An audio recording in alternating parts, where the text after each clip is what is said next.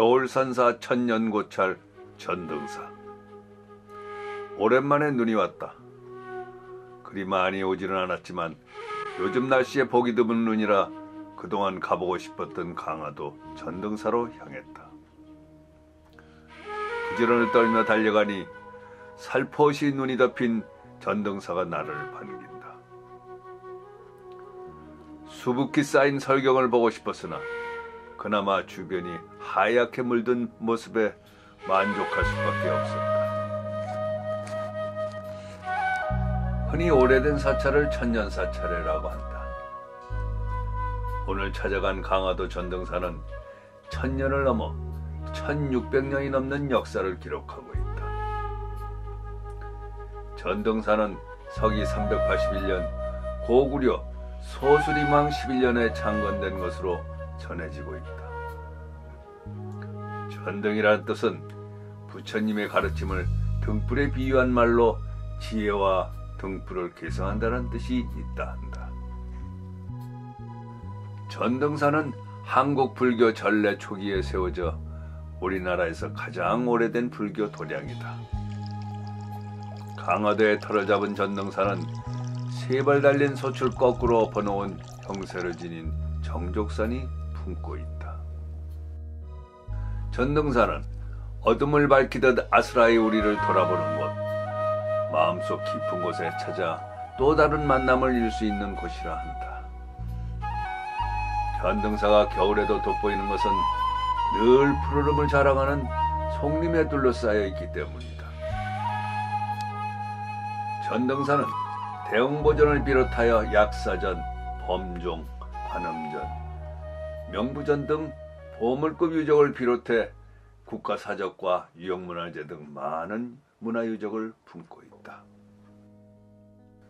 전등사의 일주문격인 남문에는 종해루라는 성루가 있다. 종해는 모든 것을 포용하며 진리로 나아가게 한다는 뜻이 있다. 남문을 지나면 본격적인 경내로 들어가게 된다. 조금만 걸어가면 600년 된 은행나무가 나오는데 암수 2그루가 있지만 은행알이 열리지 않는다는 전설이 있다. 삼낭성에는 동문과 남문이 있다. 동문은 주차장과 연결되어 있는데 일반적인 문과 같은 모습이지만 남문은 종해루라는 누각 아래 제법 성문의 형태를 띠고 있다. 그 2개의 문을 지나면 여유로움을 느끼며 전등사 경내로 들어간다. 전등사는 우리나라 탄생의 근원인 단군 왕검의 세 아들이 정족산을 축으로 쌓은 삼낭성 안에 있다. 정족산성이라고도 불리는 삼낭성이 전등사를 오롯이 품고 있다. 전등사의 역사는 단군 신화에까지 닿아 있다. 세종실록 지리지의 기록에는 단군이 세 아들을 시켜 쌓게 한 고대 토성인 삼낭성에 전등사가 오롯이 자리 잡고 있다. 당시에는 토성이었는데 삼국시대에 석성을 쌓아 올려 오늘까지 이어지고 있다. 강화도는 성 자체가 우리나라 역사의 축소판으로 일컬어지고 있다. 단군 왕검에 어리당긴 만이산을 비롯하여 고려 때 대모 항쟁과 팔만대장경 조성, 서양 세력과 처음으로 전투를 벌였던 병인 양묘에 이르기까지 강화도의 역사는 곧 한민족의 역사와 마찬가지이다. 이런 우리나라의 역사와 문화가 깃든 섬에 전등사를 세워 지금에 이르고 있다. 은행나무를 지나 조금 가면 전등사라는 편액이 걸린 대조루가 나온다. 대조는 부처님께서 조수처럼 때에 맞는 음성으로 대중을 교화한다는 뜻이 있고 대흥보전과 함께 지은 것으로 추정된다. 대조루는 누각으로 돌계단을 통해 대흥보전 앞으로 올라서는 본격적인 출입문이다. 대흥보전 바로 앞에 있지만 마당 아래쪽이라 대흥보전을 가리지는 않는다. 전등사 경내 중심에 정족산 봉우리와 축을 같이 하는 대형 보전이 자리하고 있다. 대형 보전은 건물 자체가 보물 제78호로 지정되어 있는데 규모는 작지만 단정한 결구의 정교한 조각 장식으로 꾸며져서 조선 중기 건축물로는 으뜸으로 손꼽힌다. 대형 보전 지붕 처마끝 네모서리에는 60cm 크기의 4마리의 원숭이가 사각형 연화받침 위에 무릎을 세우고 처마를 떠받치고 있는데 서쪽은 2손으로 동쪽은 한 손으로 받치고 있는 형상이다. 대형보전 내부에는 석가모니불 약사불과 보물 1785인 목조석가 열의 산불 좌상을 모시고 있다.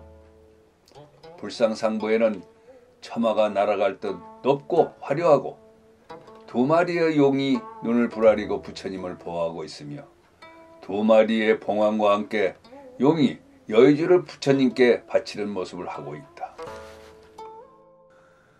특히 건물 내부 불단 위에 꾸며진 닷집은 화려하고 정치한 아름다운 건축 공예의 극치를 이루고 있다. 봄마다 용트림으로 장식되면서 용두가 4귀퉁이에서 돌출해 나오며 천장 주변으로는 연, 모란, 당초가 화려하게 양각되고 중앙 우물 반자 위에 안에는 보상 화문이 가득 채워져 있다. 더욱 희귀한 것은 물고기를 천정에 양각해 놓아 마치 용궁인 듯한 착각을 일으키게 하기도 한다. 전등사 대형보전에는 보물제 1908호로 지정되어 있는 법화경이라 불리는 묘법 연화경 목판이 보관되어 있다. 법화경은 백년꽃과 같은 올바른 가르침이라는 의미가 있으며 104판의 목판으로 만들어져 있다. 전등사는 경내의 조경이 아름답다. 대형보전 앞마당에는 품이 넓은 400살 된 느티나무가 우람한 모습으로 존재감을 자랑하고 있고 소원탑과 아기자기한 화단을 만들어 절의 아름다움을 더 빛나게 하고 있다. 평탄치 못한 전란 속에서도 꿋꿋이 버텨온 기계가 살아있는 전등사. 전등사에는 병인양료 양원수 승전비가 있다. 신식 무기로 무장한 프랑스군이 정조 산성으로 쳐들어오자 승군 50여 명을 포함한 549명의 군사로 대승을 거뒀다. 부처님의 가호로 살아남길 바라는 간절한 마음으로 대형보전 부처님 머리 위에 보게와 용, 여의주, 기둥 등 여러 곳에 자신의 이름을 새겼다 한다. 그래서인지 600여 명 중 오직 4명만 전사하는 전과를 올렸다 한다. 대형보전 바로 옆에는 신도들의 신행과 기도에 도움이 되는 도량인 관음전이 있다. 관음전에는 관세음 보살상과 구법여행을 떠난 후 호불 탱화가 모셔져 있다. 관음전 옆에 있는 약사전은 보물 제179호로 지정되어 있고 대형보전과 거의 같은 양식의 건물이다. 대형보전과 같은 기법으로 만들어졌다. 약사전에는 석조로 조성한 약사열의 상을 모시고 있다. 이 약사열의 불은 최근 금방으로 개검됐다.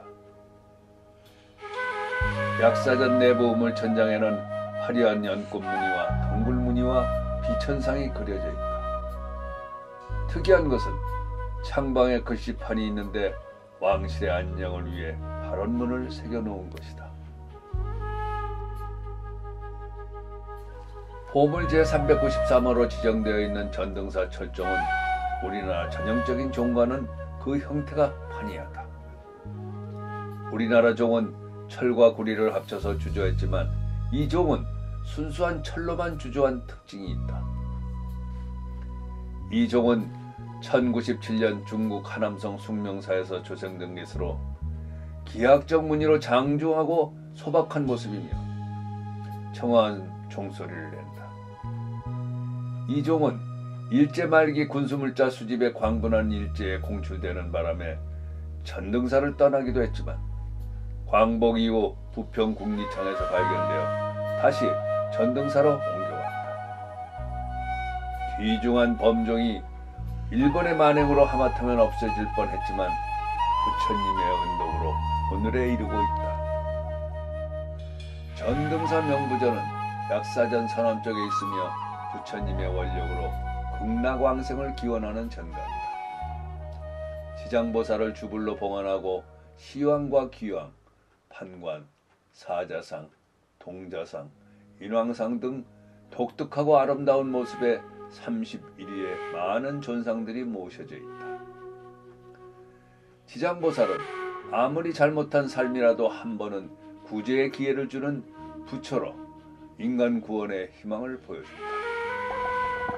전등사 명부전에 보존된 목조지장 삼존상 및 시왕상 일괄은 보물 제 1786호로 지정되어 있다. 수백 년이 넘는 느티나무에선 잎이 떨어지고 삭막한 겨울바람을 맞으면서 무엇에도 거리낌이 없는 여유로운 자태를 뽐내고 있다. 1600년이 넘는 격동의 역사를 품고 있는 문화유산의 보고인 전등사는 고차를 찾는 불심을 반갑게 맞이하고 있다.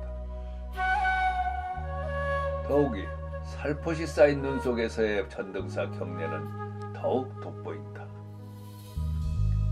전등사는 스산한 겨울바람에도 푸근함을 잊지 않으며 이름 그대로 불법을 전하는 사찰이라는 이름으로 현재까지 전해지고 있다. 전등사는 겨울에도 의연한 자태를 뽐내는 성림과 같이 변함없이 전통미를 살리면서 현대적 관광을 뽐내며 불심을 전하고 있다. 자연과 역사 문화가 어우러진 천년고찰 전등사 경내 한쪽에 자리 잡고 있는 중림다원에서 편안한 휴식을 취할 수 있다. 전등사를 둘러보며 잃어버린 나를 찾고 마음속 깊이 또 다른 나와의 만남을 이루면서 겨울산사 전등사 방문을 마무리한다. 겨울산사 천년고찰 전등사.